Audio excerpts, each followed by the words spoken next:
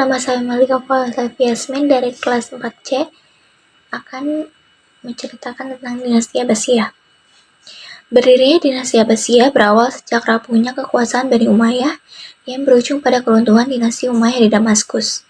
Dengan segala konflik yang pada tubuh Bani Umayyah, menjadikan Bani Abbasiyah maju sebagai pengganti kepemimpinan umat Islam.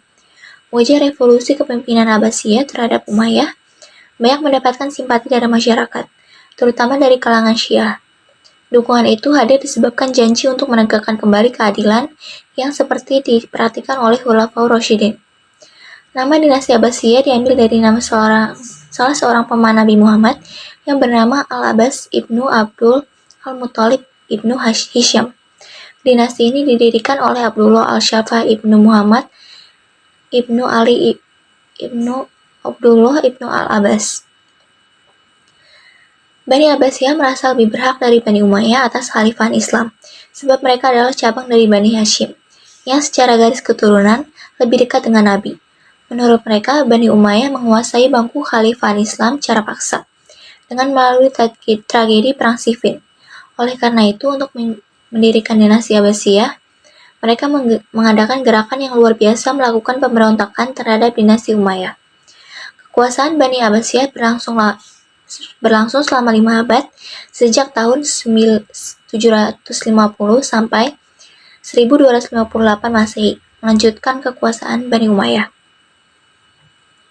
Setelah meruntuhkan dinasti Umayyah dengan cara membunuh Marwan sebagai khalifahnya, pada tahun 750 Masehi, Abu al-Abbas mendeklarasikan dirinya sebagai khalifah pertama dinasti Abbasiyah. Ketika Abbas menjabat khalifah, ia diberi gelar Al-Shafa yang berarti penumpah atau peminum darah. Sebutan tersebut diberikan karena dia mengeluarkan dekret kepada gubernurnya yang berisi perintah untuk membunuh tokoh-tokoh Umayyah. Bukan hanya itu saja, Al-Shafa juga melakukan perbuatan keji dengan menggali kuburan para khalifah Bani Umayyah, kecuali Umar kedua, dan tulang-tulangnya dibakar. Berdirilah sebuah dinasti menuju kekuasaan yang bersifat internasional, dengan asimilasi corak pemikiran dan peradaban Persia, Romawi Timur, Mesir, dan sebagainya. Al-Shafa menjadi pendiri dinasti Arab Islam ketiga setelah Khulafaur Rasyidin dan dinasti Umayyah, yang besar dan berusia lama.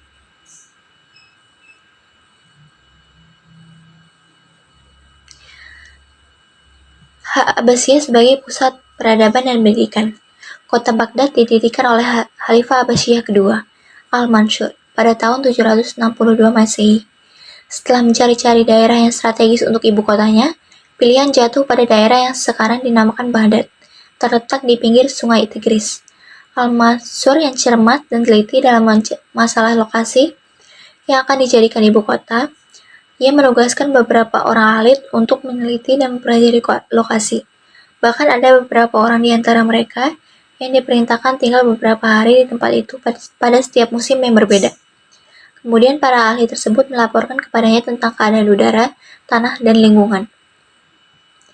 Dalam pembangunan kota ini, Khalifah memperkenalkan ahli bangunan yang terdiri dari arsitektur, tukang batu, tukang kayu, ahli lukis, ahli pahat, dan lainnya.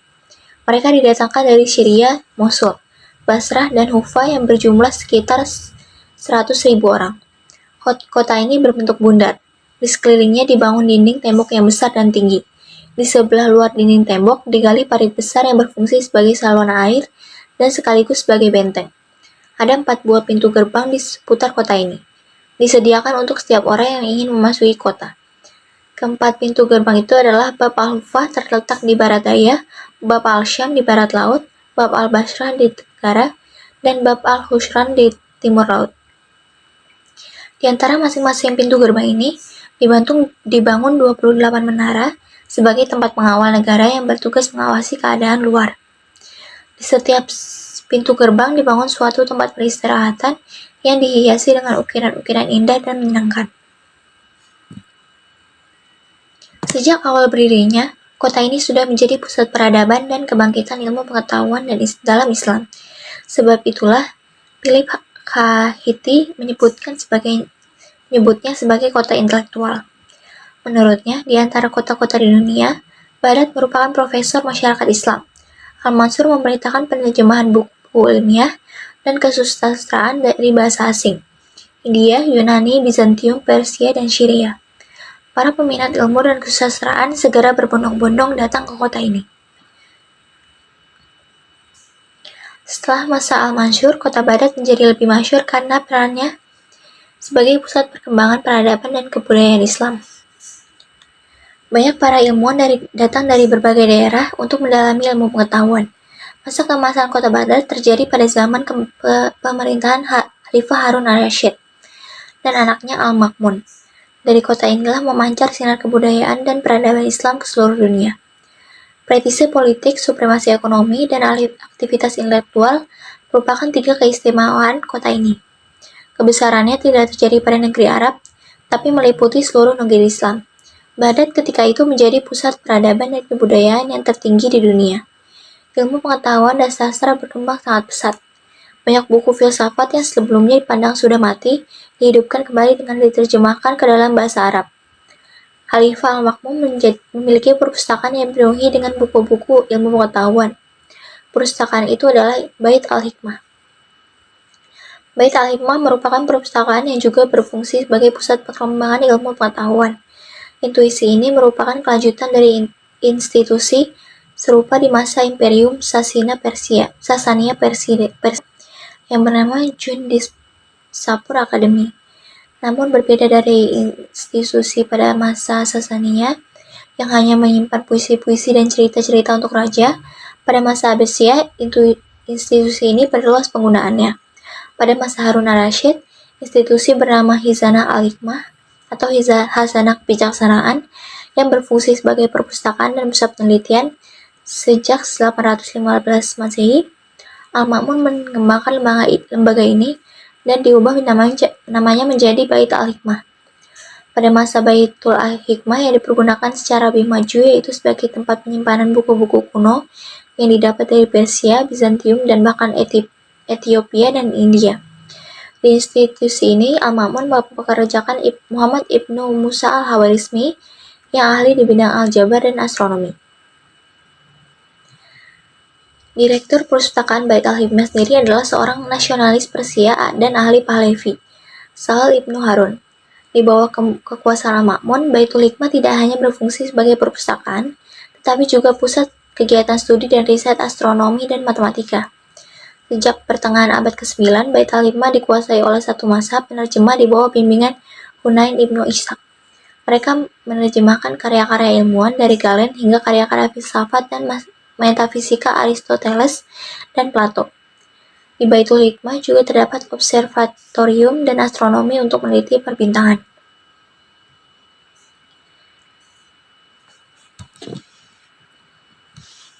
Selain itu, juga ada perkembangan teknologi pada dinasti Abbasiyah. Yang pertama itu ada di bidang kedokteran.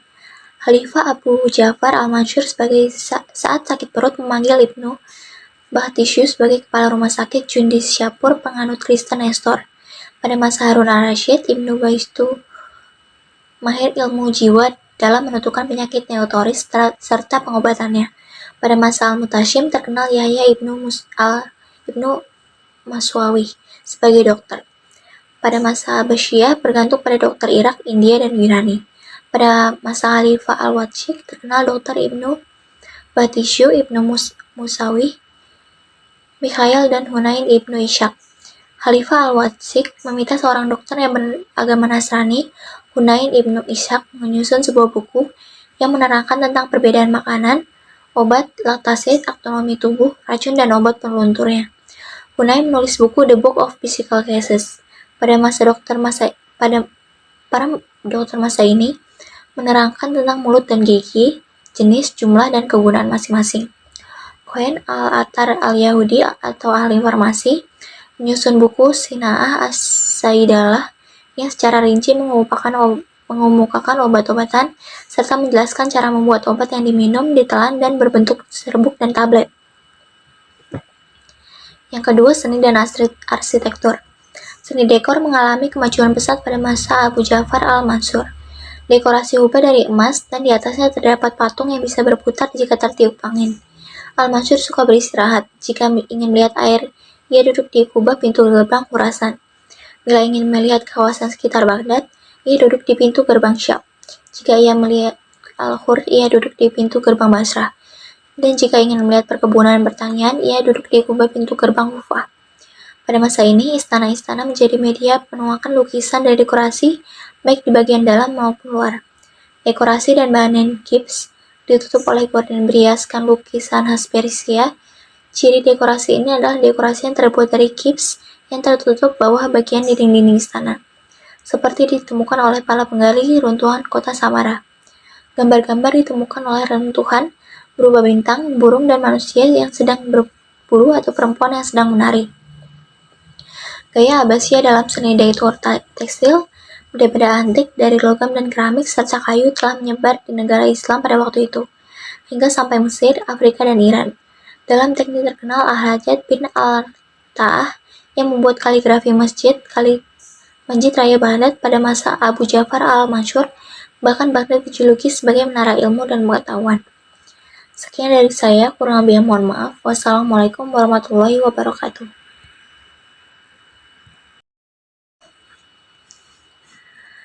Telah dituliskan dalam perjalanan histori bahwasannya Islam berhasil dan berkembang di berbagai aspek selama bertahun-tahun.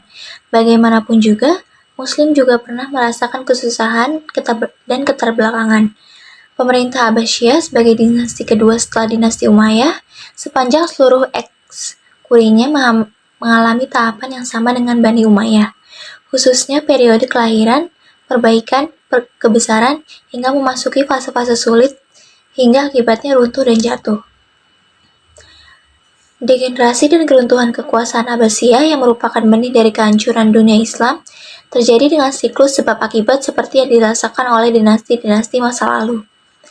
Perselisihan internal seperti kegagalan khalifah untuk menggabungkan kawasan kewenangannya, tradisi mencari kesenangan yang melanda keluarga kerajaan, dan lain-lain. Selain itu, ada juga bahaya dari luar. Misalnya masuknya tentara salib ke zona Islam dan penyerangan terhadap angkatan bersenjata Mongol yang dikomando oleh Hulagu Khan.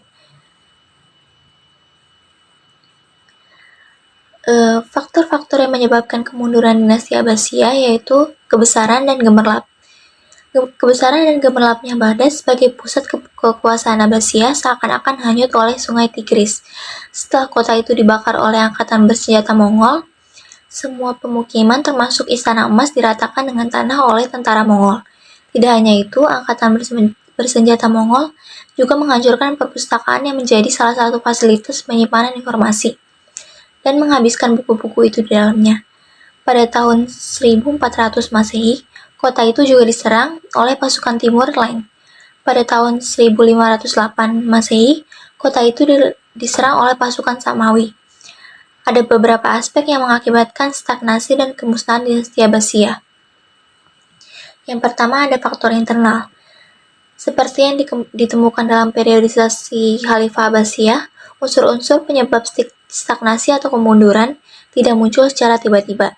Benihnya pada saat itu tampak jelas pada periode sebelumnya. Karena pemimpin pada periode ini sangat tangguh, sehingga benih-benih tersebut tidak memiliki kesempatan untuk berkreasi atau berkembang. Dalam sejarah kedaulatan Bani Abbas, tampak jika penguasa dan para menteri kuat mereka condong akan berperan sebagai kepala pegawai sipil. Sebaliknya, jika pemimpin lemah, maka mereka akan berkuasa mengendalikan roda pemerintahan.